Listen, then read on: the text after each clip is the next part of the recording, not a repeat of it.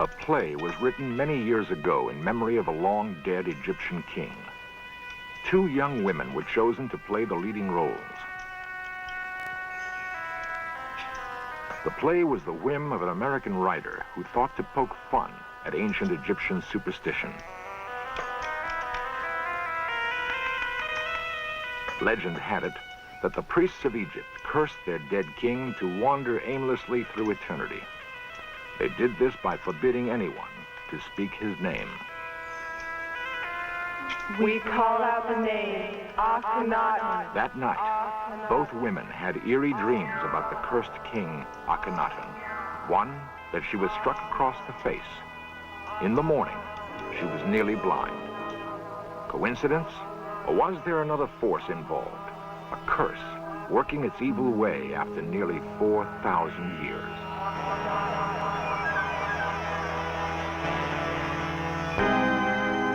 The priests of Egypt had enormous power. Not even the Pharaoh was immune from their vengeance.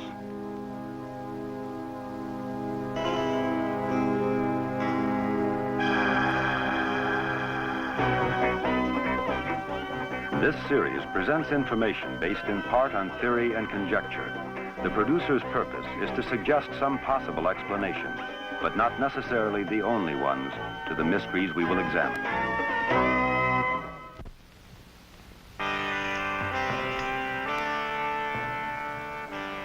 Egypt.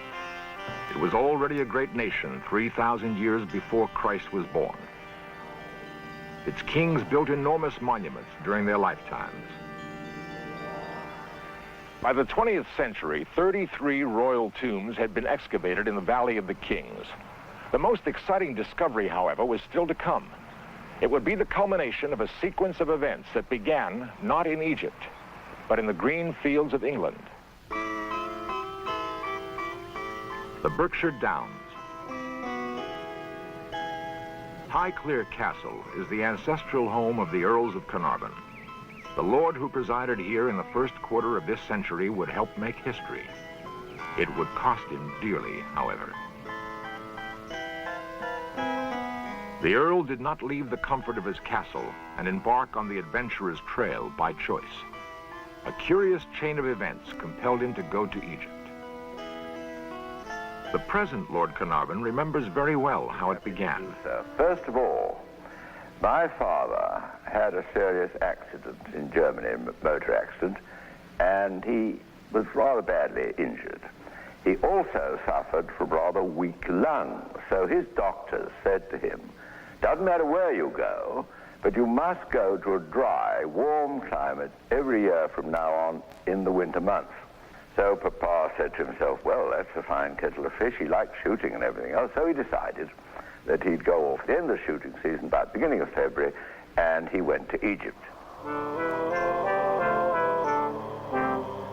The rhythm of life along the Nile was a radical change for the Earl. After he'd been there a few months, Lord Carnarvon was sent for him and said, my dear Porchy, he said, if you're coming out here regularly, you're going to be so bored you won't know what to do with yourself.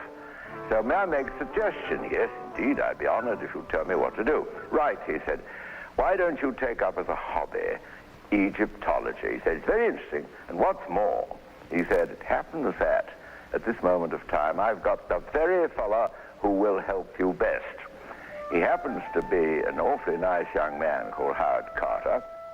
Howard Carter was an intense, driven man. After 15 years with the British Civil Service in Egypt, he'd been fired for refusing to apologize to a superior. Carter stayed on in Egypt because he had a dream. By the time Lord Carnarvon returned to England, he'd agreed to bankroll that dream. 15 years after the bargain was struck, Carter still labored in the Valley of the Kings. His dream? To find the tomb of King Tutankhamun. Professional archaeologists thought the valley had been picked clean years before. Carter disagreed. The search was exasperating. Carnarvon was threatening to cut the money off, when in November 1922, Carter unearthed a staircase. At the bottom, a door with royal seals intact. The door had been sealed more than 3,000 years before. Carter couldn't be sure he'd found Tutankhamun's tomb, but whatever lay behind the door was bound to make his years of toil worthwhile. And at that moment, he got to the stage where he was able to see that there really was the jackpot, the hopes that they'd worked for all those years. They uncovered the steps, the first steps. And at that stage, he thought the only thing to do was to quickly cable to my father, tell him to come out, which he did.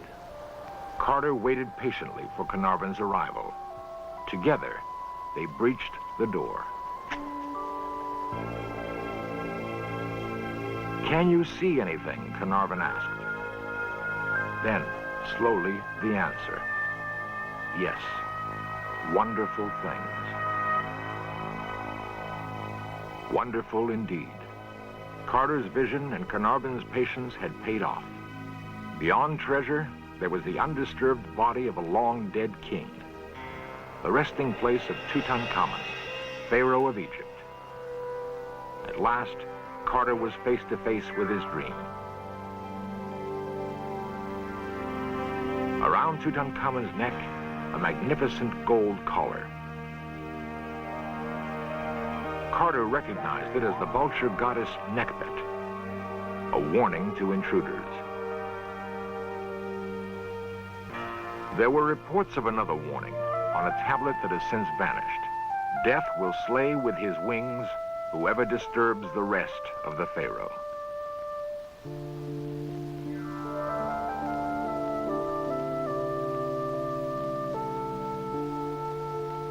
There was little time to worry about curses. Ahead lay the enormous task of cataloging the treasure. Carter and Carnarvon were apparently not the first to enter the tomb after it was sealed. There was evidence that someone had rummaged around, then fled. Perhaps ancient tomb robbers frightened by the curse. Carter gathered up the great treasure thieves had abandoned, evidence that Tutankhamun reigned in the glory days of Egypt's past. He ruled from about 1334 to 1325 BC. Tutankhamun was 9 when he became Pharaoh, not yet 20 when he died. In those days, Egypt exacted tribute from Asiatic princes and carried on an active trade with the Mediterranean kingdom of Minoa. Word of the discovery of Tutankhamun's treasure spread quickly. Tourists were becoming a problem. Lord Carnarvon returned to Cairo with part of the treasure. He had no way of knowing it, but he would never see England again. Fever, brought on by an infected mosquito bite, ravaged the Earl's body. When I arrived, there was my father, pulse beating in his throat. You could see his very bloodshot eyes, obviously frightfully feverish and ill. So I say to the nurse, whatever happens, for heaven's sake, call me. The young Carnarvon went to his own room as his father fought what was to be the last battle of his life.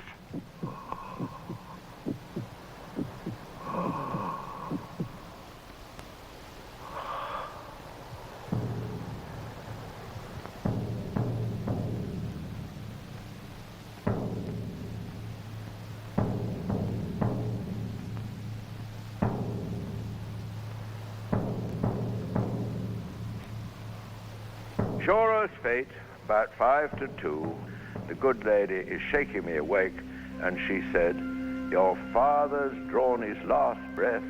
Please come quickly."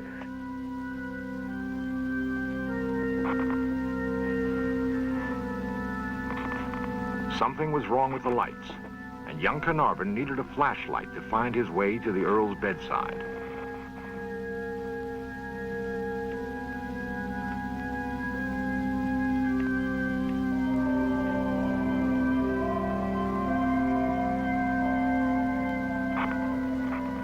Officially, the cause of Carnarvon's death would be pneumonia. The Egyptian press had another explanation.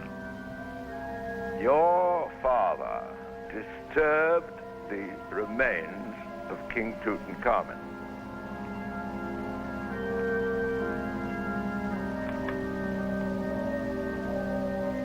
He took his revenge, and he was responsible for the whole of the lights in Cairo going out at exactly the moment he died. Lord Carnarvon was only the first of many who would die shortly after visiting the tomb of Tutankhamun.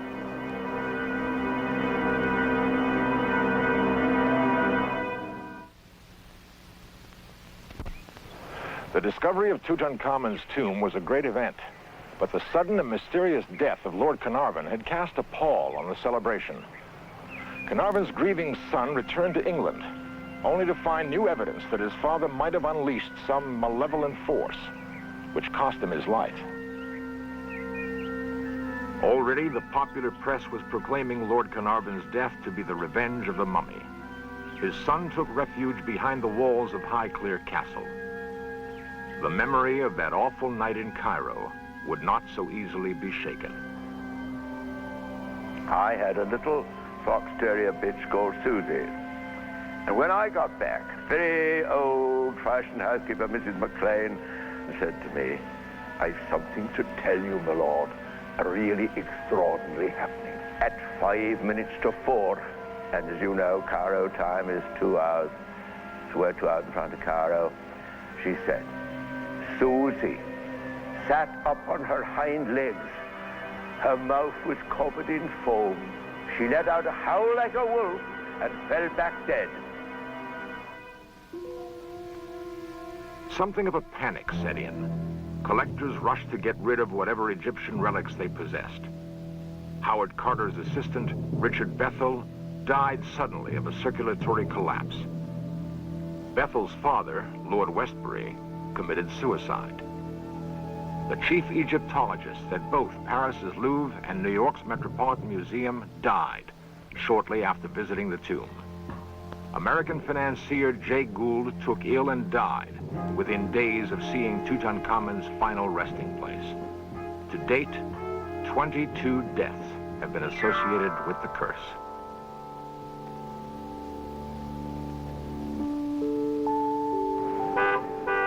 Oxford University became the center for an exhaustive study of the relics removed from Tutankhamun's tomb, and for an investigation of the curse many now believed was real. Oxford's Ashmolean Museum is still one of the richest repositories of Egyptian antiquities. Historian Henry Lincoln is a frequent visitor. It's very easy with our 20th century skeptical, materialistic minds to dismiss the curse of the pharaohs as absolute rubbish. Well, it is just that, absolute rubbish. Death to anyone who enters this tomb is a pretty fierce curse to somebody with a superstitious mind, but it's just a threat, and a pretty ineffectual one at that. And we all know that the curse of the pharaohs was concocted by the popular press because Lord Carnarvon had sold the rights to the discovery of Tutankhamun's tomb to the Times, and the other papers wanted something sensational to write about. But to the Egyptians, a curse wasn't rubbish. Tutankhamun's figured largely in the thinking about the curse, and it was Tutankhamun's father-in-law who, in fact, was cursed to wander in all eternity by the priests of Ammon. The ram's head god, Amun-Ra, was dominant in Egypt before the reign of Akhenaten. Akhenaten introduced the practice of sun worship, symbolized by a new god, Aten. The priests of Amun were stripped of their power. Under this new religion, only the pharaoh could commune directly with Aten. The temples of Amun were defaced, but the priests bided their time. The old religion and the old ways went underground. Egypt's peasants apparently also maintained their loyalty to Amun. Akhenaten died in the 17th year of his reign. His tomb has never been found. Even as the young Tutankhamun was ascending the throne, The priests of Amun moved to regain their power. Akhenaten's name was eradicated from great monuments, his likenesses destroyed. There was an American artist, Joseph Lyndon Smith, working in the tombs, taking copies of the wall paintings at the time that Tutankhamun's tomb was discovered.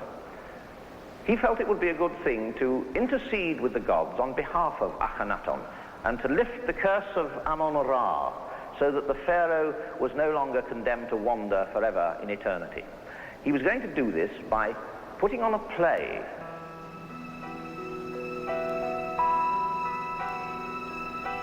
The ruler is born like the atom and will endure for eternity if only we speak his name. We call out the name Akhenaten. Akhenaten, Akhenaten, Akhenaten, Akhenaten, Akhenaten, Akhenaten, Akhenaten. We call out the name Akhenaten. At the final dress rehearsal, something unheard of happened. At the moment when Akhenaten's own prayer was being spoken, a colossal hailstorm began. To the Egyptian helpers who were there for the play, it was as if the gods were throwing stones at them. The rehearsal had to be abandoned. The two women who were playing Akhenaten and his mother, both that night had the same dream. Each dreamt that she was standing in a temple dedicated to Amun-Ra, and the statue of the god came to life and struck them. But for each woman there was one small difference in the dream. One of the women was struck across the stomach, and the other across the face. Within 48 hours, the one who had been struck across the body was having a serious abdominal operation, and the one who had been struck across the face had the most virulent case of trachoma ever seen in a European. She almost lost her sight. Everybody associated with that little play, within that period of 48 hours, had been struck down by some minor illness or other. Was that the curse of the priests of Amun, still working after all those thousands of years? And if it wasn't the curse, what was it? A new chapter to the mystery of the mummy's curse opened in 1976 at the Paris airport. The occasion was an eerie state visit. The mummy of King Ramses was arriving with pomp and circumstance due a chief of state. Something terrible was happening to the mummy, and Egypt wanted France to help. The mummy was taken to the Museum of Man in Paris. In a sealed laboratory, Egyptologists gathered. The Ramses mummy was among the most perfectly preserved of all those found in the Valley of the Kings. Now it was beginning to deteriorate rapidly. The Egyptians wanted to know if Ramses could be saved. Tutankhamun's mummy had been ravished by the time of its discovery. Some theorize the priests of Amun deliberately thwarted the embalming procedure. There has been no public announcement to date about what the French experts found when they unwrapped the body of Ramses.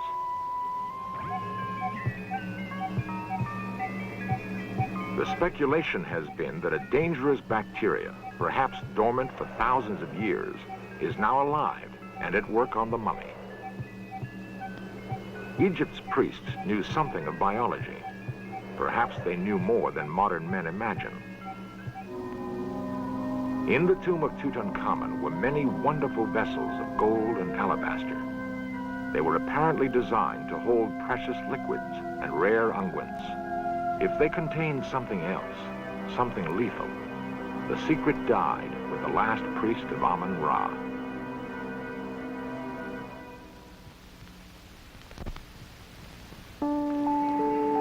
"1977 affords millions of Americans the opportunity to see Tutankhamun's treasures. They are on special loan from the Egyptian government and will tour museums in Washington, D.C., Chicago, New Orleans, Los Angeles, Seattle, and New York. 55 works of art, from what many consider the greatest archaeological find in history. Time has eroded much of the mystery and awe which gripped discoverers Carter and Carnarvon. The curse is probably rubbish after all. Perhaps the priests of Amun-Ra tasted enough vengeance with the deaths of Lord Carnarvon and some of his close associates. After all, Howard Carter lived out a long and happy life, and he was the first to break the seals on Tutankhamun's tomb. If the priests of Amun sought to obliterate the memory of Akhenaten and his heir Tutankhamun, they failed. Their names have been rediscovered and spoken again and again. To a pharaoh, that was assurance of immortality. Life, symbolized by the Ankh. Earrings, probably worn by Tutankhamun as a young boy. The wooden figures are likenesses of favorite slaves, servants for the pharaoh in the afterlife. Other figures guarded the young king's tomb for the 3,000 years he was forgotten.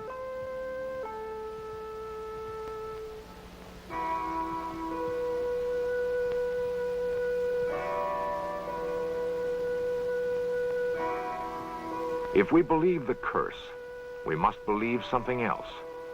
We must believe that in the end, Tutankhamun triumphed over the priests of Amun.